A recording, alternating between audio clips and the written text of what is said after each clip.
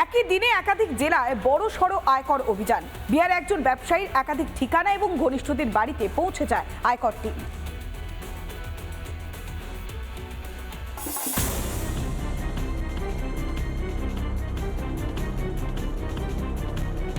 Team ভাগ করে আয়কর হানা। বিহারের কিষানগঞ্জের এক ব্যবসায়ীর অফিস, হোটেল, চা ফ্যাক্টরি থেকে শুরু করে ঘনিষ্ঠদের ঘরেই পৌঁছে যায় আয়কর অফিসাররা। সঙ্গে ছিল কেন্দ্রীয় বাহিনী।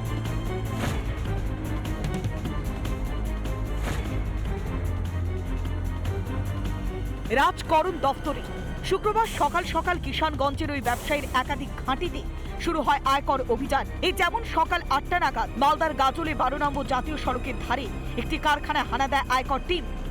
একইভাবে শিলিগুড়ির খালপাড়ার নেহেরু রোডের আবাসন এবং গুদামে অভিযান শুরু হয়। উত্তর দিনাজপুরের 2 জায়গায় একই সঙ্গে চলে অভিযান। পাঞ্জিপাড়ায় তৃণমূল পঞ্চায়েত সদস্যের বাড়িতে হানা দেয় আয়কর দপ্তরের আধিকারিকরা। উত্তর দিনাজপুর জেলার গোয়ালপুকুর 1 নম্বর ব্লকের পাঞ্জিপাড়ায় এই মুহূর্তে রয়েছে। এই পাঞ্জিপাড়াতে তৃণমূল পঞ্চায়েত সদস্য জাহিদুল, সেই জাহিদুলের বাড়িতে কিন্তু কেন্দ্রীয় সংস্থার একটি তল্লাশি অভিযান চলছে।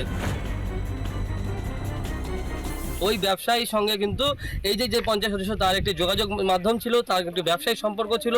এই যে পঞ্চায়েত সদস্য তার কিন্তু একটি কনস্ট্রাকশনের কোম্পানির মাধ্যমে তার সাথে যোগাযোগ ছিল। সূত্রের খবর, পাটনা থেকে প্রায় 100টি গাড়িতে আধিকারিকরা এসে পৌঁছান। ব্যবসায়ীর সমস্ত প্রতিষ্ঠান ঘিরে ফেলে আধা সামরিক বাহিনী। তবে শুধুমাত্র শিলিগুড়ি কিংবা পাঞ্জিপাড়া নয়, পরবেশগঞ্জ, পূর্ণিয়া, গোলাপবাগ, গুজরাটের সুরাট সমস্ত জায়গাতে সমান্তরাল অভিযান চলে। রিপাবলিক বাংলা। শেষ পর্যায়ে বাংলার ভোটার তালিকা সংশোধনের প্রস্তুতি। এদিনই রাজ্যের মুখ্য নির্বাচনী আধিকারিকের দপ্তরে হয়ে গেল সর্বদলীয় বৈঠক। মুখ্য নির্বাচনী আধিকারিকের সঙ্গে বৈঠকে ছিলেন প্রত্যেকটি রাজনৈতিক দলের 4 জন করে প্রতিনিধি। যদিও বৈঠকে তুমুল হই হট্টগোল হয়, তৃণমূল এবং বিরোধী প্রতিনিধিদের মধ্যে শুরু হয় বচসা। এসআইআর প্রসঙ্গ উঠতে একেবারে তুমুল হই হট্টগোল করে তৃণমূল কংগ্রেস, এমনটাই অভিযোগ করে বিজেপি। বিজেপির আরও দাবি, রাজ্যে এসআইআর হলে ক্ষমতায় থাকবে না তৃণমূল। অস্থায়ী কর্মীদের বিএলও হিসেবে নিয়োগ করার অভিযোগ তুলেছেন বিজেপির প্রতিনিধি শিশির বাজোরিয়া।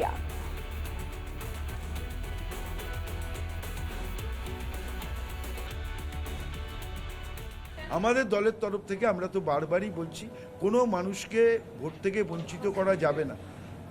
এসআইআর এর নাম করে কোনো রাজনৈতিক দলকে সুবিধা করে দেওয়া যাবে না।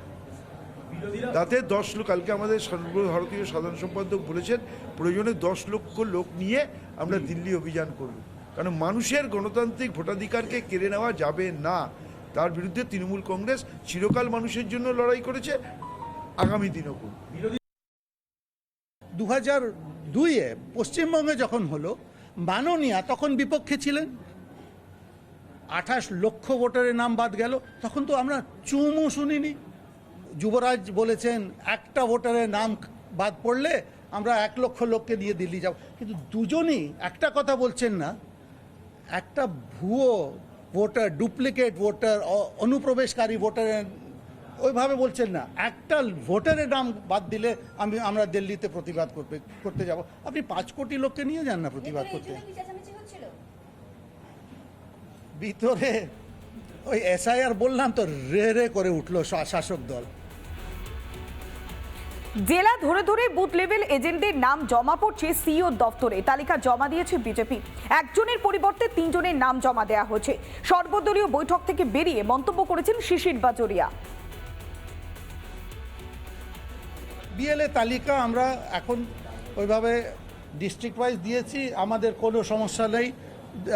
বরঞ্চ আজকে দেখলাম আমরা তো প্রত্যেক বিধানসভায় বিএলএ 1 3 জন করে দিয়েছি, এরা বলছে 1 জন, তো আমাদের তো 3 গুণ হয়ে গেছে। নানা ধরনের কন্টেন্ট দেখার জন্য লাইক করুন, শেয়ার করুন আমাদের ফেসবুক পেজ, সাবস্ক্রাইব করুন আমাদের ইউটিউব চ্যানেল।